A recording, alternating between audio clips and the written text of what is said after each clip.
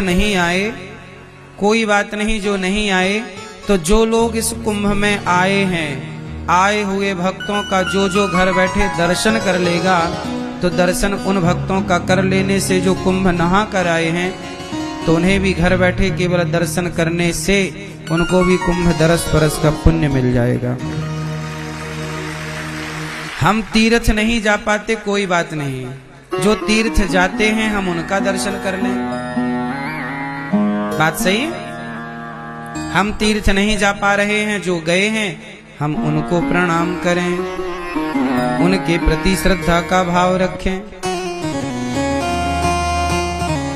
दासानुदासो भवितास्मि भूया,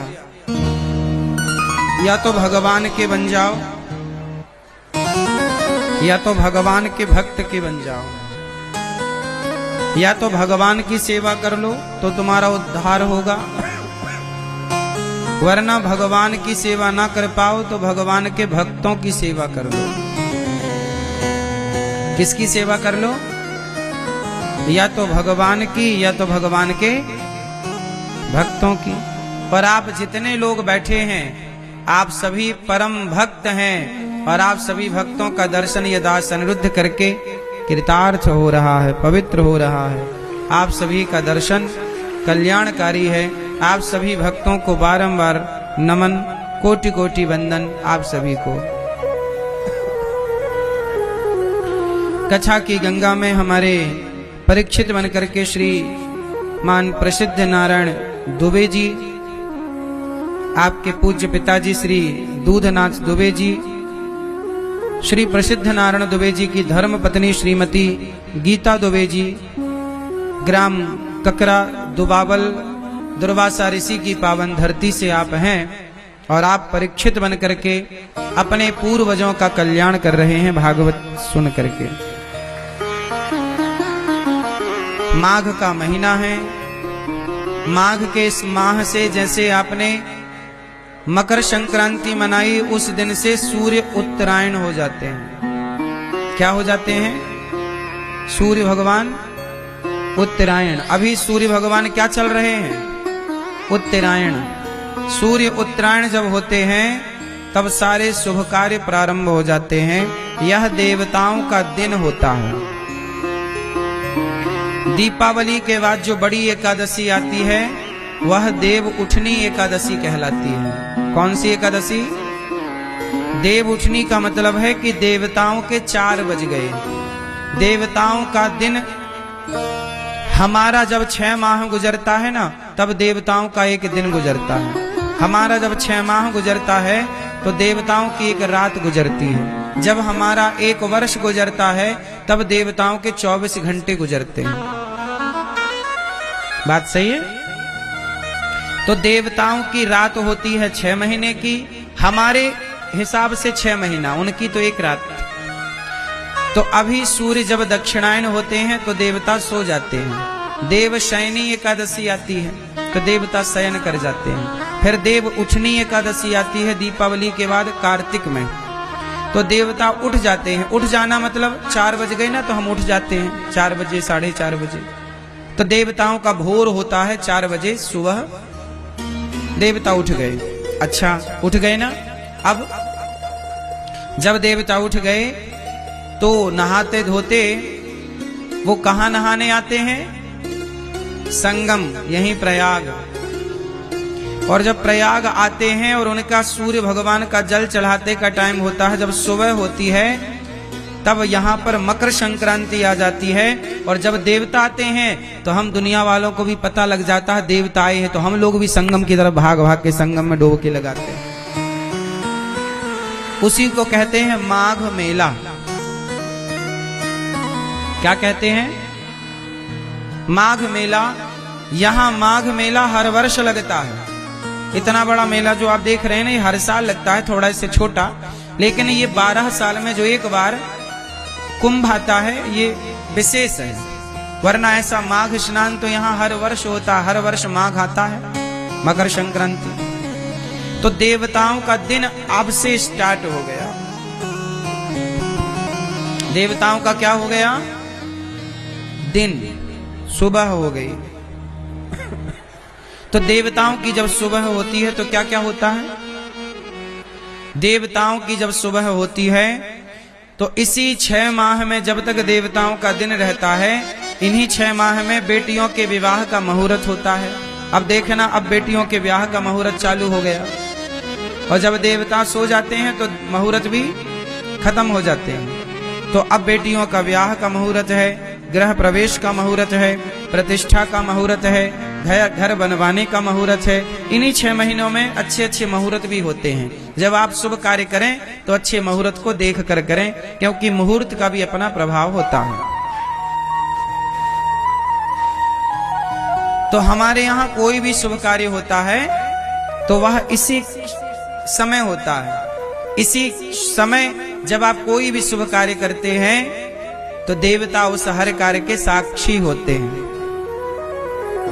और जब देवता सो जाते हैं और तब आपने पुण्य किया तो साक्षी कौन होता है? तब के लिए साक्षी होते हैं गोपाल जी, इसलिए उनका नाम है साक्षी गोपाल। कौन है? कौन है? जो आप दान करते हो। जैसे प्रयागराज में करोड़ों लोग दर्शनार्थी आ रहे हैं, गंगा डुबकी लगा रहे हैं, और उन गंगा डुबकी लगाने वाले भक्तों को गौरी गोपाल की तरफ से, आप सभी भक्तों की तरफ से अन्न क्षेत्र बांटा जा रहा है, अन्नदान हो रहा है। कोई भी शुभ कार्य करो ना तो आप अपने माता पिता का नाम लेते हैं ना, तो वो पुण्य माँ बाप को तो मिलता है, लेकिन हमें भी मिलता है, हमारे बच्चों को भी मिलता है। वो पुण्य सबको प्राप्त होता है। एक अन्न का दाना भी कोई दान करे तो वह एक अन्न का दाना, एक अन्न का कण, वह सबको पुण्यात्मा बनाएगा। जैसे जहर इतना सा कोई पी ले तो वो अपना प्रभाव तो दिखाता है। आग की एक इतनी सी चिंगारी बड़े बड़े जंगल को जलाती है कि नहीं? आग का ये मतलब थोड़ी कि नहीं बहुत आग होएगी तो जंगल जलेगा, नहीं। एक चिंगारी से भी तो जंगल जल सकता है। जरूरी थोड़ी है कि 1 किलो आग ही हो। उसी तरह जैसे एक चिंगारी से बड़ा जंगल जलकर भस्म हो सकता है, उसी तरह अन्नदान में अन्न का एक दाना। सुदामा जी ने श्री कृष्ण को कितना दान किया था? बोलो।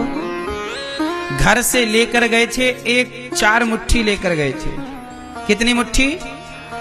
सुदामा जी कृष्ण को कितनी मुट्ठी? 4 मुट्ठी लेकर गए।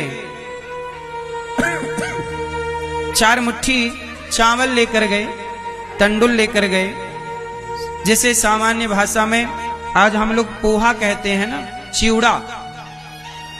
4 मुट्ठी चिवड़ा लेकर के गए सुदामा जी, और 4 मुट्ठी में भगवान ने खाया कितनी मुट्ठी? केवल 1 मुट्ठी। 1 मुट्ठी स्वयं भगवान खाए, बाकी की 3 मुट्ठी रुक्मणी जी को दिया, कहा सब में बांट दो। 4 मुट्ठी सुदामा देते हैं और भगवान सिर्फ 1 मुट्ठी खाते हैं। 1 मुट्ठी चिवड़ा खाए भगवान, चावल खाए भगवान। उस 1 मुट्ठी के बल पर सुदामा जी को इतना दिया, एक दाने के बदले करोड़ करोड़ गुना करके दिया। 1 दाने के बदले करोड़ गुना, 1 दाने के बदले।